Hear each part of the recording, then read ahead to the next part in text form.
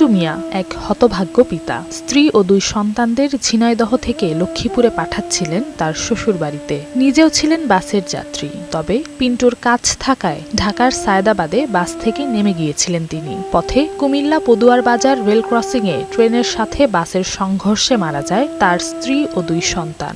ঝিনাইদহ থেকে শ্বশুরবাড়ি যাচ্ছিলেন ফয়েজ বিশ্বাস।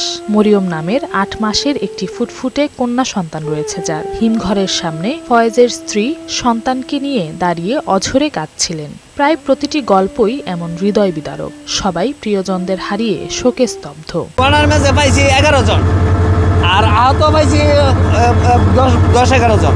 এই লয়ে গেছে হাসপাতাল। যে গাড়িগুলো কন্ট্রোল করব, ওই বাতিগুলি নাই, জিনিসগুলি নাই। আজকে এই কারণে এই ধরনের ঘটনা হয়েছে বেশি। এদিকে দুর্ঘটনার পরপরই হাসপাতালে আসতে থাকে নিহতদের মরদেহ, আসতে থাকে আহতরা। হাসপাতালের সহকারী পরিচালক ডাক্তার শাহজাহান জানান, নিহতদের মরদেহ হস্তান্তরের প্রক্রিয়া চলছে।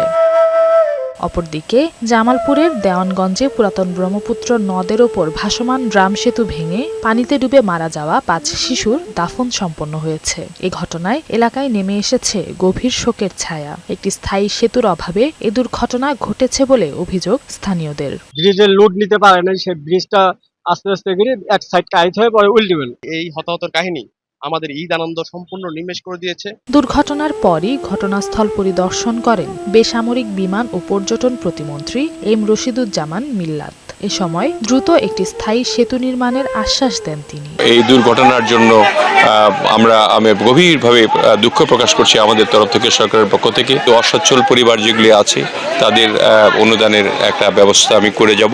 নওশীন জান্নাত, বৈশাখী সংবাদ।